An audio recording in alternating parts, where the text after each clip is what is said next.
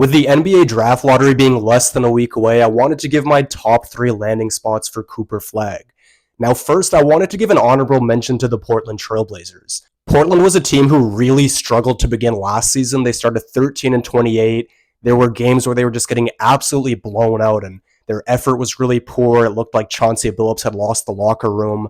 But after that, the team went 23-18 to end the season, and over their last 50 games, they ranked 7th in defensive rating. And because this is a young team who's shown plenty of defensive ability with guys like Donovan Clingan, Toumani Camara, and Deni Avdija, adding a great defensive prospect in Cooper Flagg just makes sense. And then on top of that, if he can be the offensive talent that some people think he could be, that would be huge for Portland, because although they have guys like Deni Avdija, Scoot Henderson, and Anthony Simons who are talented offensive players, they don't necessarily have that offensive superstar that you want to build around. And if Cooper Flagg could be that offensive engine for Portland, coupled with all the defensive talent this roster has, that could be a great landing spot for him. The only reasons why I have some teams over Portland is because I do wonder a little bit about the fit. If I'm just looking at the hypothetical starting lineup, do you have Clingan at the 5 with 3 forwards and Flagg, Kamara, Avdija, and then maybe Scoot or Anthony Simons at the point guard? Do you have a guy like Shaedon Sharpe come off the bench, or does he start over one of those other guys that I just mentioned? There are just some questions I have about the fit and who's coming off the bench, who's starting, who would be traded if Cooper Flagg is added to the team. And then Portland is also in the West, which I hate to have to use as a bit of a critique. It's just the West is so deep. Regardless, I still wanted to mention the Blazers because I think that they would be a really good spot for him. But I just think there's a few better spots, and starting with my third best spot for Cooper Flagg, I have the Philadelphia 76ers. Now, the Sixers only keep their pick in the top 6, but I guess if they're getting the number 1 pick and getting Cooper Flagg in this scenario, they're obviously keeping their pick. But I like this spot for Cooper Flagg because there's already a young star there in Tyrese Maxey. You have Jared McCain, who showed tons of flashes as a rookie. There's a chance they're able to re-sign Quentin Grimes, who is really good for them. So the Sixers already have plenty of talented young guards, but they do need some young talent at the forward spots, which is why Cooper Flagg would be perfect. And I'm just picturing a starting lineup next year of Tyrese Maxey at the 1. At the 2, you could have either Jared McCain or Quentin Grimes. And then at the forwards, you have Paul George and Cooper Flagg with Embiid at the center. And I think as long as Paul George and Embiid are relatively healthy, I'm not asking them to play 60 or 70 games or anything like that, but as long as they're relatively healthy, that team could get to the playoffs in the East and get those young guys playoff experience.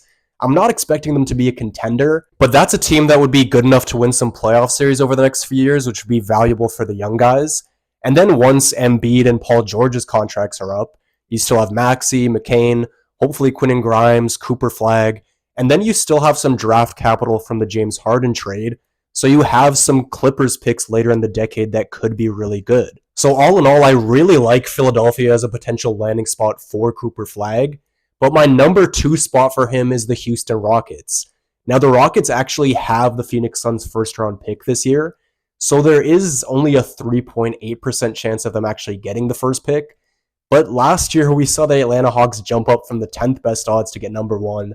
So it is possible. Now, the reason I like Houston more than teams like Philadelphia or Portland, who have young players and have a lot of upside, is because Houston showed us last year that they're already a winning team. They were the 2nd seed in the West, won 52 games, and adding Cooper Flagg to this team would just be a perfect fit. They have a lot of young talent with guys like Şengün, Amen Thompson, Jalen Green, Jabari Smith, Tari Eason, the list just goes on. But the thing that Houston's missing is that franchise guy to build around. Houston ranked 5th in defensive rating this past season, but it was their half-court offense that was their downfall.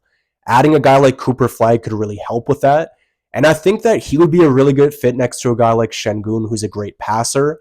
He could play next to Amen Thompson, who's also a great cutter, and then defensively, he would just add to that team that's already elite on that end. Şengün was a first-time All-Star this past season. I don't think it will be that much longer until Amen Thompson is an All-Star.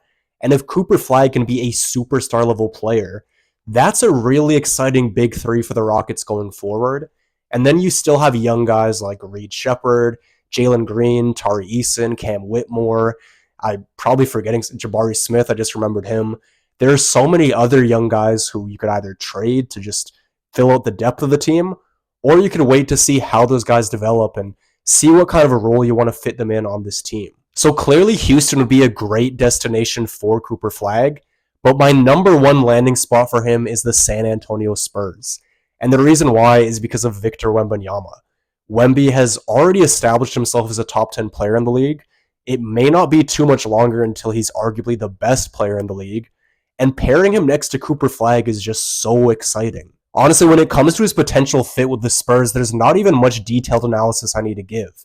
Flagg and Wemby are just two very talented two-way players, so they're going to give you great defensive production, and then obviously offensively they can score the ball and just give you so many different options and different looks offensively. But the best thing about Flagg being in San Antonio is the cap flexibility this team would have.